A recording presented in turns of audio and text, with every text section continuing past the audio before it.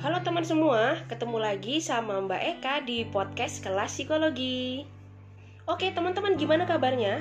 Mbak Eka selalu berharap semoga teman-teman semua selalu dalam keadaan sehat walafiat dan gak kurang satu apapun ya. Amin amin ya robbal alamin. Nah kemudian untuk teman-teman yang baru bergabung, Mbak Eka ucapkan selamat datang ya, selamat ketemu dengan Mbak Eka. Dan selamat menikmati berbagai konten-konten yang sudah Mbak Eka unggah. Nah semoga ada sedikit hal positif yang bisa teman-teman petik dan bisa teman-teman jadikan semacam pembelajaran dalam menjalani kehidupan sehari-hari ya teman-teman ya.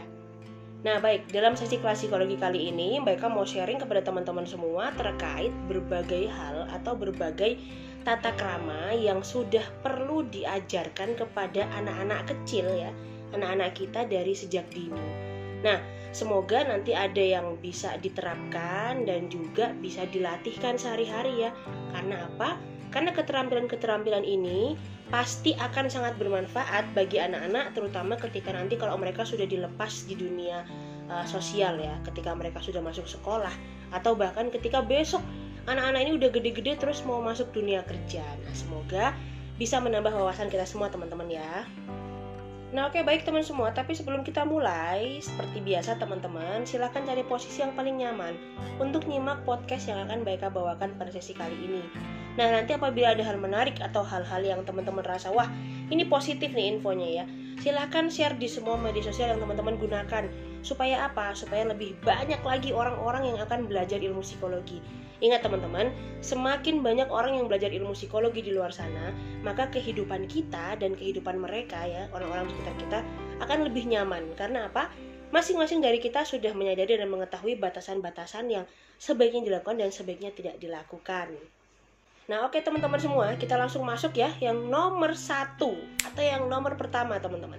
Nah di nomor pertama, ini biasakan kepada anak-anak untuk mengucapkan kata tolong pada saat dia ingin meminta sesuatu kepada kita atau kepada orang lain yang ada di sekitarnya.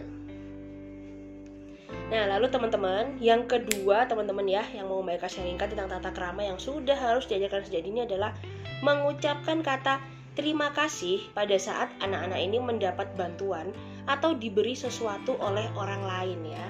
Kemudian yang ketiga yang perlu dilatihkan kepada anak-anak kita adalah berusaha untuk merespon dengan sopan setiap kali ada orang lain yang mengajaknya berbicara. Nah jadi ini perlu sekali dilatih supaya apa? Untuk melatih anak berkomunikasi dua arah, baik dengan orang tuanya atau dengan orang-orang yang tidak dia kenal teman-teman ya. Jadi latih anak untuk menjawab dengan sopan. Nah, di dalam menjawab dengan sopan juga teman-teman, itu bisa ditambahkan misalnya nih, ditanyain kan, halo adek, apa kabar? Nah, teman-teman biasakan untuk mengajarkan atau mengedukasi anak kita dengan menjawab, lalu menanyakan balik kabar orang yang menanyakan. Kalau tante kabarnya gimana? Kalau om kabarnya gimana? Habis dari mana? Nah, sehingga saat anak sudah terbiasa melakukan tanya jawab atau ngobrol dengan orang-orang dewasa ya, nanti kepercayaan dirinya lama-lama akan semakin tumbuh teman-teman. Dan itu sangat bagus untuk bekalnya dia masuk ke jenjang sekolah atau untuk bergaul di dunia sosialnya dia nanti ya.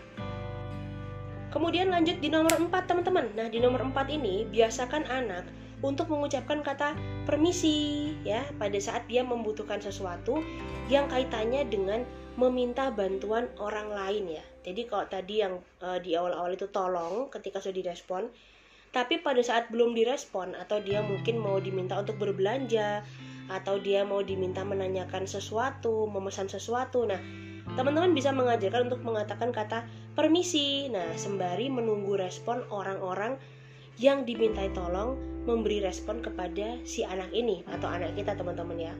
Kemudian kita lanjutkan di nomor 5 teman-teman ya. Nah, biasakan anak-anak kita untuk tidak memotong pembicaraan pada saat orang tuanya sedang berbicara atau pada saat ada orang lain yang sedang mengajaknya berbicara atau pada saat dia melihat ada orang lain dan orang lain yang sedang berbicara.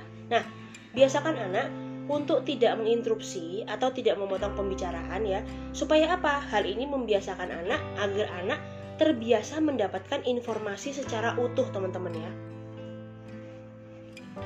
Lalu yang ke-6 teman-teman ya, biasakan, ini kalau yang ini khusus untuk orang tuanya ya, biasakan memanggil anak itu dengan namanya sendiri. ataupun memanggil orang lain dengan namanya orang tersebut. Jadi jangan biasakan memanggil anak dengan misalnya nama bapaknya si Budi gitu ya.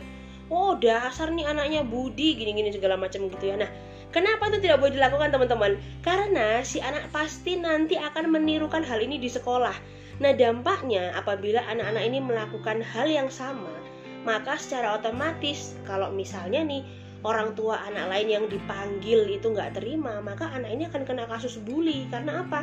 Dia memanggil nama orang tua temennya dengan tujuan untuk sebenarnya cuma mau manggil nama temennya. Nah, jadi itu pentingnya memanggil anak dengan nama aslinya dia dan membiasakan diri kita juga ya, kalau kita mau memanggil orang lain, memanggil teman-teman kita dengan nama mereka. Nah, supaya apa? Supaya bagi anak ini tidak ditiru ya, dan anak tidak menganggap bahwa oh, manggil nama bapak, manggil nama ibu itu hal biasa. Nah, jadi memperkecil atau meminimalisir terjadinya pertengkaran di masa depan dengan cara mengajarkan yang benar saat ini.